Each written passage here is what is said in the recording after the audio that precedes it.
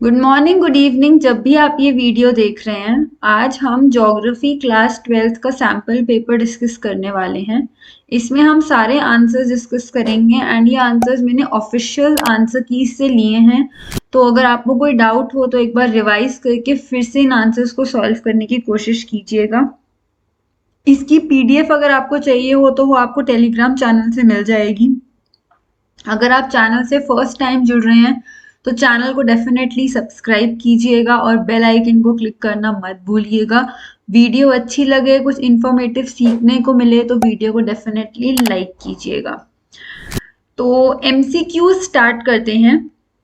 First question है, which two cities are connected by channel tunnel? तो जो channel tunnel है उनसे कौन सी दो सिटीज कनेक्टेड हैं? London with Barcelona, London with Berlin, London with Paris, London with Rome. तो इन चारों में से कौन सी ऐसी दो सिटीज हैं जो कनेक्टेड हैं? तो आपका आंसर है सी, लंदन विद पेरिस। ये दो सिटीज हैं जो कि चैनल टनल से कनेक्टेड हैं। ठीक है, बढ़ते हैं अगले क्वेश्चन की तरफ। विच of the following pairs is matched correctly? तो इसमें कुछ कंट्रीज दी हुई हैं और उनके ऑयल पोर्ट्स दिए हैं, तो कौन करेक्टली मैच कर रहा है वो हमें देखना है। टुनीजिया का ट्राइपोली, लेबनान का एस्किरिया, वेनेजुएला का मार्केबो, ओमान का एडन। तो ये चार कंट्रीज हैं और इसके ऑयल पोर्ट्स हैं। तो आप बताइए इनमें से कौन सा सही है? तो वेनेजुएला वाला सही है, बाकी ये गलत कॉम्बिनेशंस हैं। तो आपका आंसर है सी। आगे बढ़ते हैं अगले क्वेश्चन की तरफ। Which of the following may be interpreted as a spontaneous effort to achieve a better balance between population and resources? Migration, growth rate, birth rate, death rate. इन चारों में से ऐसा कौन सा एफर्ट है जो स्पॉन्टेनियस है, जिसको करने से पॉपुलेशन और रिसोर्सेज के बीच में एक बैलेंस क्रिएट किया जा सकता है, बेटर बैलेंस क्रिएट किया जा सकता है? तो इसका आंसर है माइग्रेशन। माइग्रेशन से पॉपुलेशन और रिसोर्सेज का बेटर बैलेंस क्रिएट किया जा सकता है। आगे बढ़ते हैं क्वेश्चन 4 की तरफ। Which of the following features is related to the second stage of demographic transition? Demographic transition का सेकेंड स्टेज कौन सी है? Fertility and mortality decline considerably, decline in mortality but fertility remains high, fertility और mortality दोनों ही high हैं, fertility decline होती है लेकिन mortality high होती है। तो इनमें से कौन सा demographic transition of theory का सेकेंड स्टेज है? तो इसका आंसर है decline in mortality but fertility remains high। ये आपका आंसर है। आगे बढ़ते हैं क्वेश्चन 5 की तरफ। Which is the major export of new Mangalore ports? Major export किसका होता है? तो कोल, आयरन ओर, कॉपर या माइका। तो जो मेजर एक्सपोर्ट होता है मैंगलोर पोर्ट से वो होता है आयरन ओर का।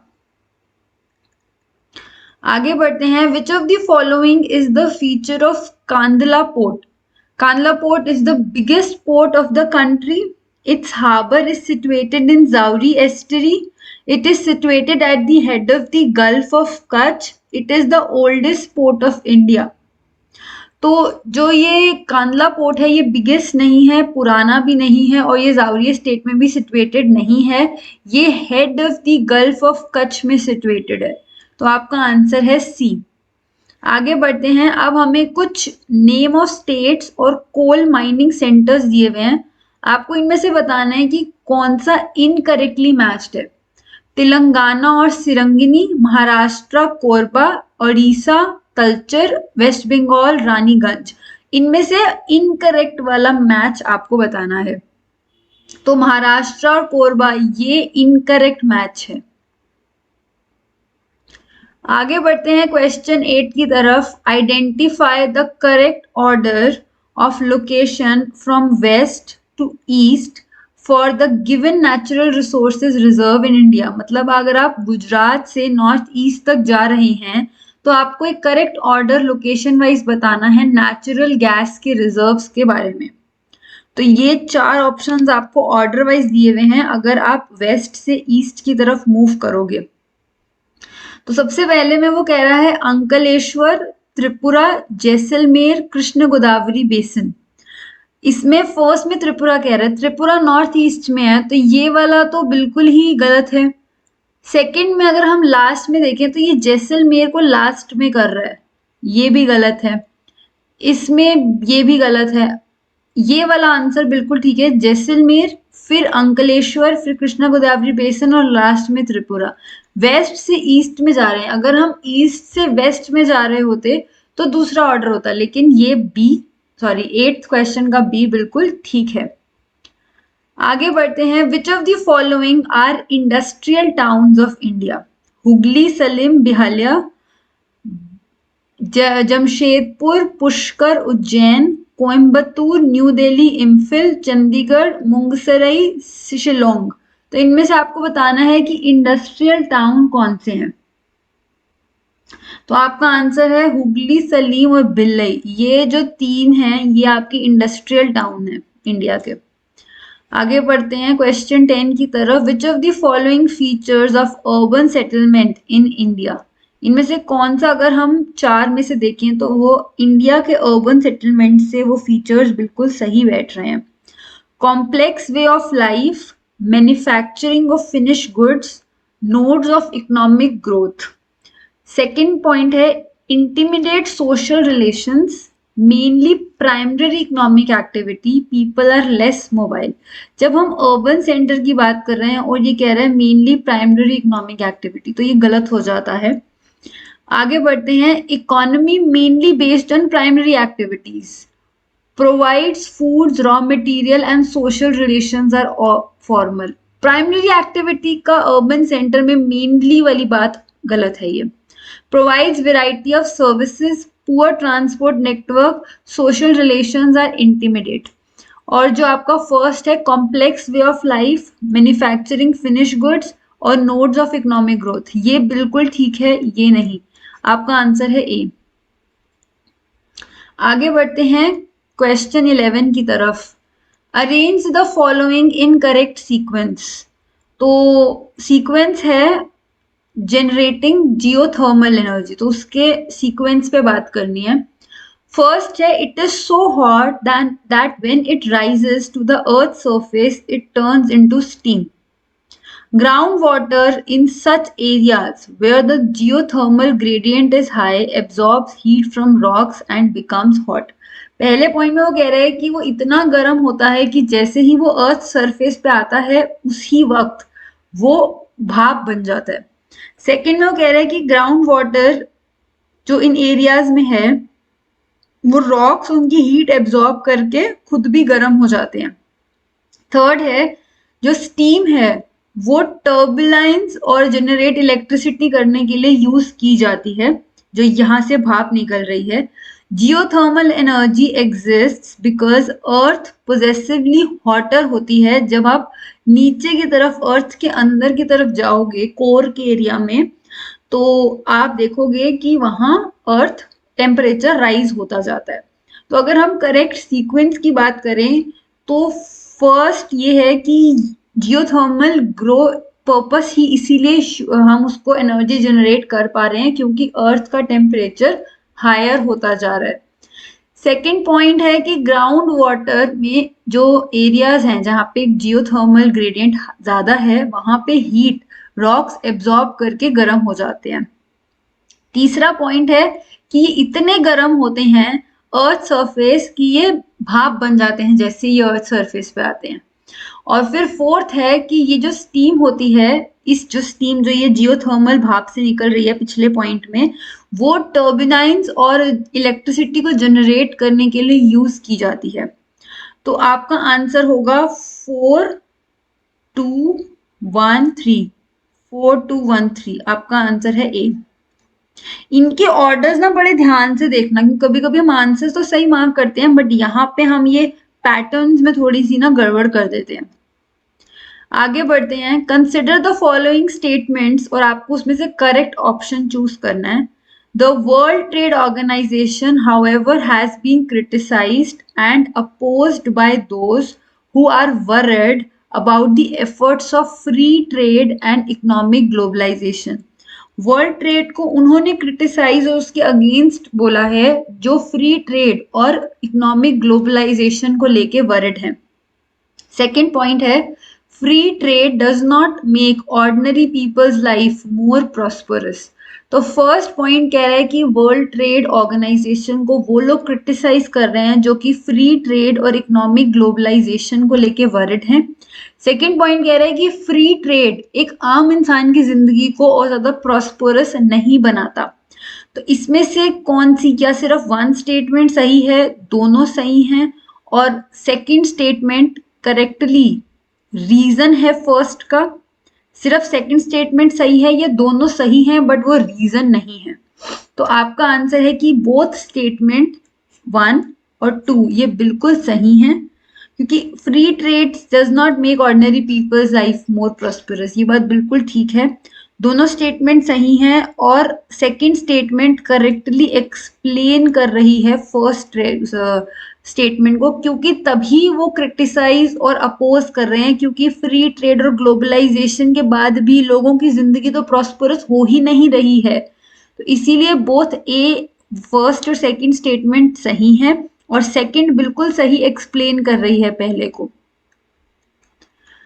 अब ये असर्शन है, settlements can be of various types. Various physical factors growth of settlements पे अफेक्ट करते हैं। तो दोनों स्टेटमेंट्स में से कौन सी स्टेटमेंट सही है या दोनों सही हैं और एक्सप्लेन कर रही है कि नहीं कर रही है? तो दोनों स्टेटमेंट सही हैं कि सेटलमेंट्स काफ़ी सारे तरीके की होती है, और जो फिजिकल सेटलमेंट्स होती हैं वो हमारी ग्रोथ ऑफ सेटलमेंट अफेक्ट होती है, affect the growth of settlements. लेकिन जो ये रीजन है ये करेक्टली एक्सप्लेन नहीं कर रहा, क्योंकि बात सिर्फ फिजिकल फैक्टर्स की हो रही है ग्रोथ ऑफ सेटलमेंट में, टाइप्स ऑफ सेटलमेंट की तो बात नहीं हो रही है। तो इसीलिए बोथ स्टेटमेंट्स आर करेक्ट, लेकिन सेकंड एक्सप्लेन नहीं कर पा रही फर्स्ट को। आगे बढ़ते हैं। Assertion है, Mediterranean regions have been inhabited from early period in history। बहुत पहले से मेडिटेरियन रीजन में लोग रह रहे हैं। प्लेन एरिया जो है वो फेवरेबल है प्रोडक्शन ऑफ क्रॉप के लिए, और वहाँ पे प्लेन एरियाज में आप सड़कें भी बड़ी आराम से बना सकते हो और इंडस्ट्रीज भी अच्छे से सेटअप कर सकते हो। तो ये दोनों स्टेटमेंट्स, सिर्फ ये सही है assertion, सिर्फ रीजन सही है, दोनों सही हैं, लेकिन इसका रीजन सही है या नहीं है ये आपको देखना है। ये आप एक बार एमसीक्यू के जो ये ऑप्शन हैं ये आप एक बार देख लीजिए, तो आपको कौन सा सही लग रहा है। तो स्टेटमेंट्स दोनों जो assertion और रीजन है वो दोनों सही हैं। मेडिटेरेनियन रीजन में बहुत पहले की हिस्ट्री से लोग रह रहे हैं, और जो प्लेन एरियाज है ये तो बहुत छोटे बच्चे को भी पता है कि ये अर्ली प्रोडक्शन, यहाँ पे आप प्रोडक्शन इजीली कर सकते हो, सड़क बनाना, इंडस्ट्रीज बनाना बहुत आसान होता है। पर ये प्लेन एरियाज की बात मेडिटेरेनियन एक्सप्लेन नहीं कर रहा है इसको, तो इसीलिए both assertion and reason are correct, लेकिन रीजन जो है वो करेक्टली एक्सप्लेन नहीं कर पा रहा है assertion को। अब ये केस स्टडी दी हुई है, एक विलेज है रालेगन सिद्धि, ये एक स्मॉल विलेज है डिस्ट्रिक्ट ऑफ अहमदनगर महाराष्ट्र में। It has become an example of watershed development, जो पूरी कंट्री में वाटरशेड डेवलपमेंट का एक बहुत बेहतरीन एग्जाम्पल है ये विलेज।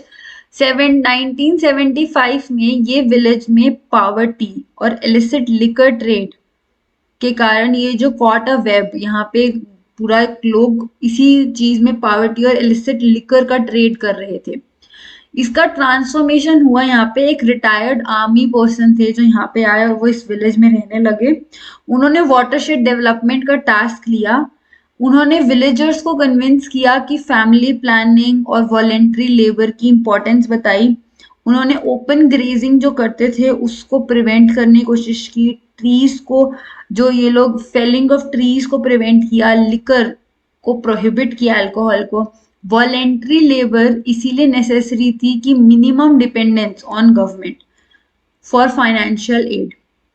जो काम भी कर रहे थे विलेज के बाहर, उन्होंने भी इस कमिटिंग अ मंथ सैलरी, उन्होंने एवरी ईयर जितना भी वो कमाएंगे उसमें से 1 मंथ की सैलरी देने का उन्होंने कमिट किया।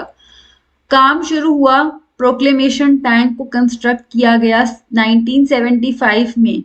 टैंक वाटर को नहीं होल्ड कर पाया और वाटर लीक हो गया। लोगों ने आगे बढ़ के खुद से उसको रिपेयर किया। 7 well below it swelled into water in summer. First time living memory of people, लोगों के पास पानी था। इस people repose their faith in him and his vision. लोगों ने, जो वो रिटायर्ड आर्मी जनरल, कर्नल थे, आर्मी जनरल थे, आर्मी पर्सन थे, जो उन्होंने, उनके ऊपर लोगों का फेथ जागा। एक यंग ग्रुप तरुण मंडल फॉर्म किया गया। ये ग्रुप जो भी डाउरी सिस्टम था उसके, जो सोशल इनजस्टिस हो रहा था उसके अगेंस्ट आवाज उठाते थे। डाउरी बैन थी, उस पे काम करना, कास्ट डिस्क्रिमिनेशन, अनटचेबिलिटी, इन सब पे वो ग्रुप काम करता था। लिकर डिस्टिलेशन यूनिट्स जो थी उनको हटाया गया और उन पे लिकर पे प्रोहिबिशन लगाया गया। ओपन ग्रेजिंग को कंप्लीटली बैन कर दिया गया और स्टॉल फीडिंग पे एम्फसाइज किया जाने लगा। Cultivation of water intensive crop जैसे शुगर केन को बैन किया गया। Crop such as pulses, oil seeds और कुछ कैश क्रॉप्स जिनमें पानी की रिक्वायरमेंट बहुत ज्यादा नहीं होती थी, उनको ग्रो करने को एनकरेज किया गया। लोकल बॉडी के इलेक्शंस हुए on the basis of census and it made community leaders complete representatives of the people. A system of न्याय पंचायत, जो कि एक न्याय पंचायत एक इनफॉर्मल कोर्ट होती है, ये सेटअप किए गए। उसके बाद से कोई भी case refer to the police नहीं हुआ। 22 lakh school buildings, 22 lakh school building was constructed, मतलब 22 लाख रुपीस की एक स्कूल बिल्डिंग बनाई गई और लोकल विलेज के रिसोर्सेज से। कोई डोनेशन नहीं लिया गया था। अगर कहीं से मनी बोरो या ली गई तो वापस दे दी गई। विलेजर्स को प्राइड होती है कि वो सेल्फ रिलायंट हैं। नया जो सिस्टम है लेबर शेयर करने का वो ग्रू हुआ। प्राइड और वॉलेंट्री स्पिरिट, लोगों ने वॉलेंट्रली एक दूसरे की हेल्प करनी और एग्रीकल्चरल ऑपरेशन शुरू किए। जो लैंडलेस लेबरर्स थे उन्होंने भी, उनको एम्प्लॉयमेंट मिली क्योंकि एग्रीकल्चर ऑपरेशंस बढ़ने लगे, काम बढ़ने लगा। तो अगर अब हम क्वेश्चंस देखें तो विच of the following method of water conservation brought prosperity. अगर हम विलेज की बात करें, रगन सिद्धि की, तो यहाँ पे कौन सा method, rain water harvesting, watershed development, ground water recharge या कंस्ट्रक्शन ऑफ डैम्स, तो इनमें से कौन सा मेथड था? तो ये बहुत क्लियरली इन्होंने लिखा है कि watershed development was the reason कि इस विलेज में पानी की जो समस्या थी वो खत्म हो गई। Which of the following measures were taken to increase democratic participation of village? School बनाया गया, लोकल बॉडी इलेक्शन हुआ, लिकर प्रोहिबिशन या ऑल ऑफ दीज। तो जब डेमोक्रेटिक पार्टिसिपेशन ऑफ विलेज की बात हो रही है तो अगर हम पॉजिटिव स्टेप्स आता क्वेश्चन तो आप सारे लिखते, लेकिन जब डेमोक्रेटिक पार्टिसिपेशन तो वो लोकल बॉडी इलेक्शन की बात होगी। क्वेश्चन 17 है, विच of the following made Reagan Siddhi independent of governments financial aid?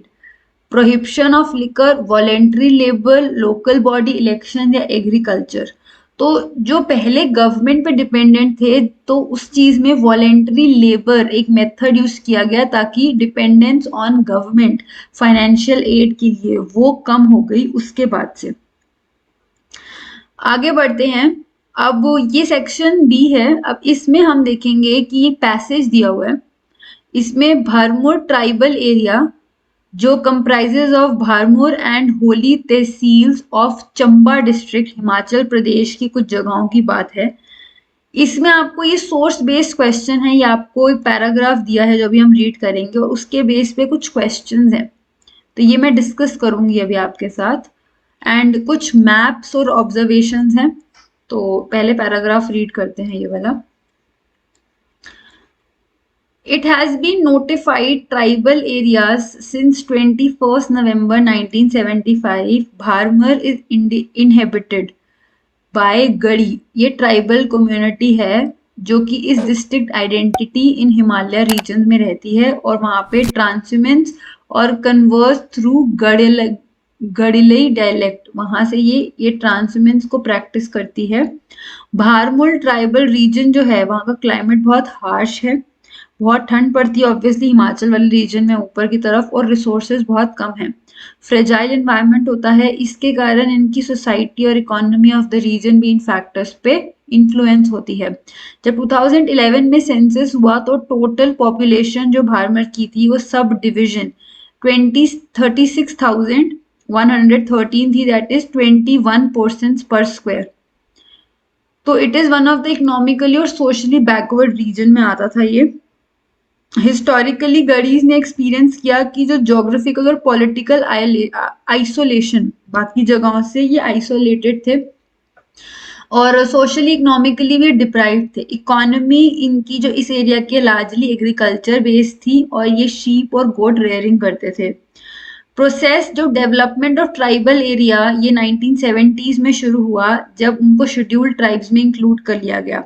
जो 5th 5-year प्लान आया ट्राइबल सब प्लान जो 1974 में इंट्रोड्यूस हुआ।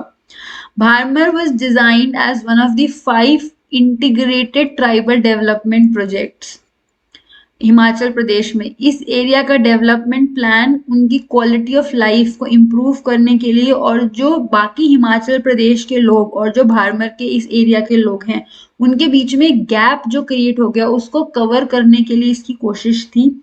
ये प्लान हाईएस्ट प्रायोरिटी था कि ट्रांसपोर्ट और कम्युनिकेशन, एग्रीकल्चर और बाकी सारी एक्टिविटीज की डेवलपमेंट हो, सोशल और कम्युनिटी सर्विसेज जो हैं उनकी भी डेवलपमेंट पे मेन फोकस था इस पूरे प्लान का। क्वेश्चन है, how have Gaddi tribal community maintained a distinct identity in the Himalayan region? तो इसका आंसर जो मैंने लिखा है, Gaddi tribal communities have maintained a distinct identity in Himalayan regions as they practise transhumance and converse through Gaddiali dialect. उन्होंने अपने dialect को नहीं छोड़ा। तो सबसे बड़ी बात है, अगर आप अपनी भाषा को, अपने डायलेक्ट को कंटिन्यू कर रहे हो तो आपका कल्चर भी काफी हद तक, आइडेंटिटी जो है आपकी वो उन्होंने प्रिजर्व कर ली।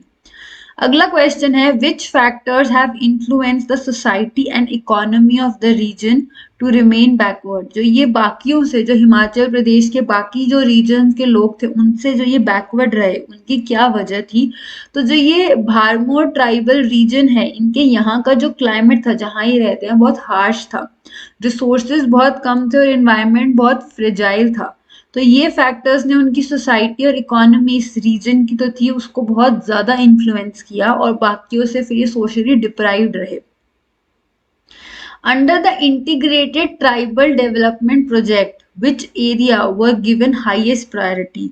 तो जब ये प्लान इंट्रोड्यूस किया गया तो हाईएस्ट प्रायोरिटी थी ट्रांसपोर्ट पे, कम्युनिकेशन, एग्रीकल्चर और इन एक्टिविटीज पे, सोशल और कम्युनिटी सर्विसेज पे। और आप इसमें एक पॉइंट और ऐड कर सकते हो कि जो बाकी के हिमाचल प्रदेश के लोग थे उनमें और इनके बीच में जो एक गैप था उसको कवर करने में भी इनकी ये कोशिश थी। तो आगे बढ़ते हैं, observe the given map and answer following questions.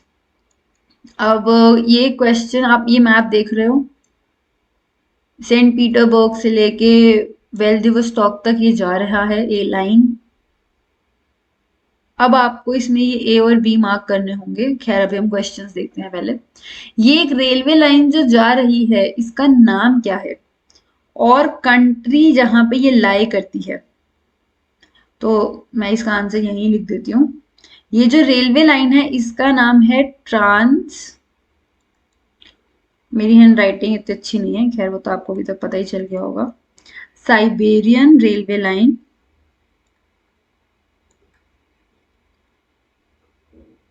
और ये जिस कंट्री में है, it lies in Asiatic Russia. ठीक है, तो ये फर्स्ट के ही दो आंसर्स हैं। Name the stations marked A and B. तो जो ये ए और बी ये मार्क्ड हैं इनको आपको बताना है। तो एक बार देख लीजिए और सोच लीजिए, बिकॉज मैं तभी डिस्कस करूंगी आगे। तो ये ए है, ये है मॉस्को, और जो बी है ये है चिता चीटा। तो टू रीजंस, नेक्स्ट क्वेश्चन है, टू रीजंस ये रूट इतना इंपॉर्टेंट क्यों है? क्योंकि it help opening up Asia का जो रीजन है to west European market. Second factor है कि जो ये चीता जो हमने मार्क किया है Chita, is an important agro centre and Irkutsk a fur centre, जो कि connecting them to Odisha in the south, उस तक को कनेक्ट करता है। तो इसीलिए ये बहुत इंपॉर्टेंट है, ये पूरा का पूरा रूट। अब ये क्वेश्चंस भी सेम हैं, लॉन्गेस्ट रूट वाला, capital, name the capital city and important agro centre. तो कैपिटल सिटी मॉस्को हो जाएगा और एग्रो सेंटर चिटा हो जाएगा। लॉन्गेस्ट रेलवे एशिया, ये भी यही है, ट्रांस साइबेरियन। आंसर यही है, बट क्योंकि ये विजुअली इम्पेयर्ड वाले हैं तो इसीलिए इसमें इमेज के अलावा का रेफरेंस दिया है। टू रीजन ये इंपॉर्टेंट है, वो तो यही सेम आ जाएंगे, बाकी कैपिटल सिटी और एग्रो सेंटर ये चिता और ये मॉस्को हो जाएगा। और लॉन्गेस्ट रेलवे लाइन ये ट्रांस साइबेरियन ही है। तो ये कुछ क्वेश्चंस थे जो एमसीक्यू बेस्ड थे, और इसमें हमने केस स्टडी भी की एक, और ये एक हमने मैप भी देखा जिसमें हमने रेलवे लाइन के कुछ पॉइंट्स भी हमें दिए हुए हैं। तो इसको आपको ए और बी की जगह ये सेंट पीटर्सबर्ग को और वेल्डिवोस्टॉक को भी हटा सकता है, इसलिए थोड़ा सा आइडिया रखना कि ये दोनों जगहें भी आपको मार्क करने को आ सकती हैं। आगे बढ़ते हैं। What is meant by density of population? Explain physical और इकोनॉमिक फैक्टर्स के एग्जाम्पल्स के साथ जो पॉपुलेशन के डिस्ट्रीब्यूशन को इन्फ्लुएंस करते हैं। तो ये इंट्रोडक्शन है कि डेंसिटी ऑफ पॉपुलेशन मेजर करती है ह्यूमन और लैंड का रिलेशन, पर स्क्वायर में कितने लोग रहते हैं। It is express as a number per unit area में कितने लोग रह रहे हैं, जैसे अभी हमने ऊपर हिमाचल का भी देखा था। तो it helps in getting a better understanding of spatial direct distribution, कि एक एरिया में कितने लोग रह रहे हैं, पॉपुलेशन का लैंड के साथ जो रिलेशन है वो बेटर अंडरस्टैंड करने में हमें ये हेल्प करता है। फिजिकल फैक्टर्स जैसे कि climate, terrain, availability of water, ये पॉपुलेशन को बहुत अफेक्ट करती हैं। फॉर एग्जांपल नॉर्थ इंडिया का जो प्लेन और डेल्टाज हैं और कोस्टल प्लेन्स हैं, इनकी प्रोपोर्शन ऑफ पॉपुलेशन ज़्यादा है, जबकि अगर आप माउंटेनियस रीजन में जाओगे तो आपको पॉपुलेशन कम देखने को मिलेगी। इकोनॉमिक फैक्टर्स जैसे कि industrialisation, urbanisation, network, transport network, high concentration of population, इन सब के कारण होती है, जैसे दिल्ली, मुंबई, कोलकाता, बैंगलोर, पुणे। तो जो इकोनॉमिकली डेवलप्ड रीजन्स हैं वहाँ पे आपको ज़्यादा पॉपुलेशन देखने को मिलेगी, जो इकोनॉमिकली कम डेवलप्ड है वहाँ पे कम पॉपुलेशन देखने को मिलेगी। इसमें जॉब अवेलेबिलिटी भी जहाँ पे ज़्यादा है वहाँ ज़्यादा लोग जाएंगे। आगे बढ़ते हैं अगले क्वेश्चन की तरफ। With the help of a labeled neat label diagram, explain 3 stages of demographic transition theory. तो ये मैंने एक डायग्राम है, ये आप देख सकते हो, ये स्टेज 1, स्टेज 2, स्टेज 3, आप इसको क्रिएट कर सकते हो अपनी, जब आप एग्जाम लिखो अगर ये क्वेश्चन आए तो आप इस तरीके से इसको बना सकते हो। तो द अबव डायग्राम ये 3 स्टेजेस एक्सप्लेन कर रहा है। फर्स्ट स्टेज में हाई फर्टिलिटी और हाई मोर्टेलिटी रेट है, क्योंकि पीपल रिप्रोड्यूस मोर, क्योंकि डेथ ज़्यादा है तो उसके लिए रिप्रोडक्शन भी ज़्यादा हो रहा है, क्योंकि एपिडेमिक, महामारी और फूड सप्लाई और ये सब रीज़न के कारण डेथ हो जाती है। पॉपुलेशन ग्रोथ स्लो है, क्योंकि काफ़ी सारे लोग एग्रीकल्चर में एंगेज्ड हैं, काफ़ी बड़ी बड़ी फैमिलीज हैं, आर एन एसेट, ज़्यादा लोग इसका मतलब वो ज़्यादा लेबर है, वो ज़्यादा काम करेंगे एग्रीकल्चर में। लाइफ एक्सपेक्टेंसी बहुत कम है, पीपल मोस्टली इलिटरेट हैं, लो लेवल ऑफ टेक्नोलॉजी है। 200 ईयर्स अगो सारी कंट्रीज जो दुनिया की थी वो इसी स्टेज पे थी जहाँ पे हाई फर्टिलिटी और हाई मोर्टेलिटी थी, लेकिन with improvement of medical facility, transportation, काफ़ी सारी चीज़ें इम्प्रूव होने लगी। बट आज भी कुछ जैसे बांग्लादेश रेन फॉरेस्ट ट्राइब्स, ये सब आज भी इसी स्टेज में आती हैं। अगर हम सेकंड स्टेज की बात करें, फर्टिलिटी हाई रहती है सेकंड स्टेज में, लेकिन जो सेकंड स्टेज में वो वक्त के साथ फर्टिलिटी डिक्लाइन होने लगती है। जैसे आप देखोगे इसमें ये हाई थी बट धीरे धीरे ये डिक्लाइन होने लगती है। ये एक्कम्पनीड बाय रिड्यूस्ड मोर्टेलिटी रेट। इसका जो मोर्टेलिटी रेट कम होने के रीजंस क्या है? सैनिटेशन बेटर होना, हेल्थ कंडीशंस इंप्रूव होना, तो ये हेल्प करती है मोर्टेलिटी को डिक्लाइन करने में। और इसके कारण जो नेट एडिशन होता है पॉपुलेशन का वो हाई होता है। इसमें क्या हो रहा था फर्स्ट स्टेज में, क्योंकि बर्थ जितने हो रहे थे उतनी डेथ भी हो रही थी, तो इसके कारण ना पॉपुलेशन ज्यादा बढ़ नहीं पाती। बट जब हम सेकंड स्टेज में जाते हैं तो हमें दिखता है कि बर्थ रेट हाई हो रहा है लेकिन डेथ रेट भी रिड्यूस हो रहा है, तो पॉपुलेशन इंक्रीज होने लग जाती है। लास्ट स्टेज में फर्टिलिटी और मोर्टेलिटी दोनों ही डिक्लाइन होती हैं, पॉपुलेशन स्टेबल होती है और ग्रोथ कम होती है। पॉपुलेशन अर्बनाइज्ड होती है, एजुकेशन ज़्यादा मिलती है और हाई टेक्निकल नो हाउ आता है। फैमिली साइज को डेलिबरेटली कंट्रोल किया जाता है। ह्यूमन एक्सट्रीमली फ्लेक्सिबल और एडजस्ट करते हैं टू एडजस्ट देयर फर्टिलिटी। तो अगर हम एग्जाम्पल्स की बात करें तो इससे पेरू की अगर हम बात करें तो वो बिल्कुल इनिशियल सेकेंड एक्सपैंडिंग स्टेज में आ रहा है जिसमें बर्थ रेट हाई है, लेकिन अगर आप यहाँ आओगे तो देखोगे धीरे धीरे डेथ रेट और बर्थ रेट मीट कर रहे हैं। तो डेथ रेट रिड्यूस हो रहा है, बर्थ रेट अभी भी हाई है। तो श्रीलंका और केन्या वगैरह इस स्टेज में है कहीं। और अगर हम कनाडा, जापान, यूएस की बात करें तो वो लो फ्लक्चुएटिंग बर्थ और डेथ रेट दोनों बराबर रहते हैं, वो उस स्टेज में आ जाते हैं। तो ये 3 प्रेजेंट एग्जांपल्स ऑफ वर्ल्ड हैं with diagram and explanation. Question 21. Explain the features of cottage manufacturing and household industry. तो इसमें मैंने 5 फीचर्स दिए हैं, आपको जो भी बेटर सूटेड हो आप उसमें से कोई भी 3 लिख सकते हो। पहला कि जो ये हाउस होल्ड कॉटेज इंडस्ट्रीज होती हैं ये छोटे लेवल पे होती हैं, कमर्शियल तो बहुत बड़ी होती है, तो it is the smallest manufacturing unit. ये मैंने पॉइंट्स दिए हैं, आप इनको डेप्थ में एक्सप्लेन भी खुद से कर सकते हो। जो भी आपको लगे इन 5 में से आप बेटर एक्सप्लेन करने के लिए यूज कर सकते हो वो आप लिख सकते हो। तो ये स्मॉलेस्ट मैन्युफैक्चरिंग यूनिट है।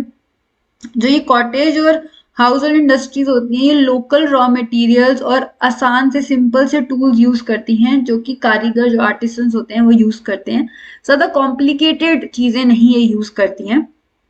गुड्स जो प्रोड्यूस होते हैं हर दिन में घर में फॉर आर्टिसंस, जो कि फैमिली मेंबर्स ही उसकी प्रोडक्शन में उनकी हेल्प करते हैं, ये बाहर से कोई वर्कर्स नहीं अपॉइंट करते। क्वेश्चन नेक्स्ट पॉइंट है, finish products are used in the same household, और कुछ लोकल मार्केट्स में भी बेच दिए जाते हैं।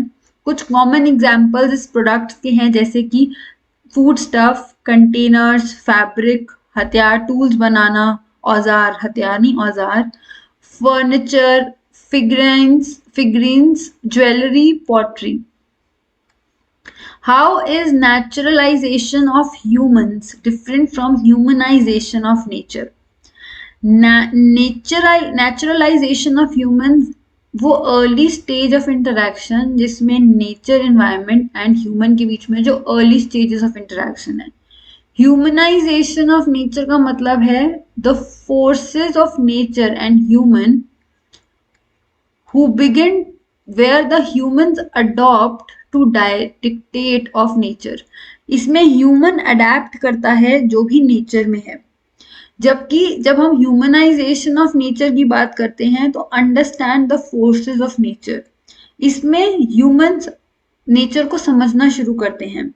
लो लेवल ऑफ टेक्नोलॉजी और सोशल डेवलपमेंट, क्योंकि हम नेचर के ऊपर नेचर के हिसाब से डिपेंडेंट हैं, यहाँ पे टेक्नोलॉजी और सोशल कल्चरल रिलेशन इंप्रूव होने लगते हैं।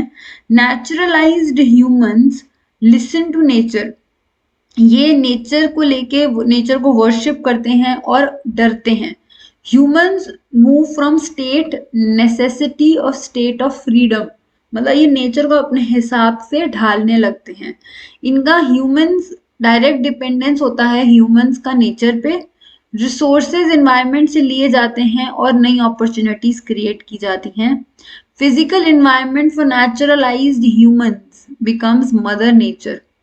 ह्यूमंस नेचर को यूज करते हैं, ह्यूमनाइज करते हैं और अपने इम्प्रिंट्स ऑफ एक्टिविटीज आपको नेचर में दिखने लगती हैं। तो ये डिफरेंस है ह्यूमनाइज्ड नेचर और nature naturalised human. The approaches to the study of human geography have been evolving over the period of time. Human geography की study evolve हो रही है। How have these schools of thoughts changed the approach of study of human geography? अगर हम welfare और humanistic school of thought in human geography, उसका main concern था different aspects of social wellbeing of people. लोगों की wellbeing, तो उनका humanistic school है तो उनका उस पर फोकस था। ये हाउसिंग, हेल्थ, एजुकेशन पे फोकस करते थे। Geographers already introduced a paper as geography of social wellbeing in the post graduate curriculum, उसमें इसको इंट्रोड्यूस किया गया था। अगर हम रेडिकल स्कूल ऑफ थॉट की बात करें, जो कि मार्क्सिज्म थ्योरी ने एम्प्लॉय किया, वो एक्सप्लेन करता है कॉजेज ऑफ पॉवर्टी, डेप्रिविएशन और जो ये सोसाइटी में इनइक्वालिटी है। तो contemporary social problems were related to development of, उन्होंने कैपिटलिज्म से उन्हें कनेक्ट किया था।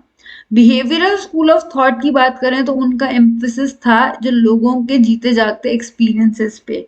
स्पेस बाय सोशल कैटेगरी, जो एथनिसिटी है, रेस है, रिलीजन है, उनके बेस पे जो बिहेवियर है लोगों के, उसके बेस पे उन्होंने अपनी थ्योरी को ले किया था। 3 कैरेक्टरिस्टिक्स, अब अगला क्वेश्चन है, 3 characteristics most effective and advanced personal communication system in India. तो internet is the most effective and advanced personal communication system in India. ये इनेबल करता है यूजर्स को डायरेक्ट एक्सेस पूरे वर्ल्ड की नॉलेज और इंफॉर्मेशन से। It's like a huge central warehouse of data, और डिटेल्ड इंफॉर्मेशन आपको काफी सारे टॉपिक्स पे देखने को मिलती है। Provides information on low cost. इसको इंक्रीजिंगली ई कॉमर्स, लोग अपना बिजनेस भी कर रहे हैं ऑनलाइन, और मनी ट्रांजैक्शन जो कि कोविड में सबसे ज्यादा हेल्प कर रहा था, उसके लिए भी इसको यूज किया जाता है। तो ये अभी तक आपका सेक्शन ए, बी और सी ए और बी डिस्कस किए हैं, ये सेक्शन सी है। तो अभी तक हमने कुछ एमसीक्यूज, कुछ शॉर्ट क्वेश्चंस, कुछ एक हमने केस स्टडी की थी, ये सब हम डिस्कस कर चुके हैं। अगर अभी तक की वीडियो आपको अच्छी लगी तो वीडियो को डेफिनेटली लाइक कीजिएगा। चैनल से फर्स्ट टाइम जुड़ रहे हैं तो चैनल को सब्सक्राइब करके बेल आइकन को क्लिक कीजिएगा। इसकी पीडीएफ आप टेलीग्राम चैनल से ले सकते हैं, मैं वहां पे डाल दूंगी। कोई भी डाउट हो तो आप मुझसे कमेंट बॉक्स में पूछ सकते हैं।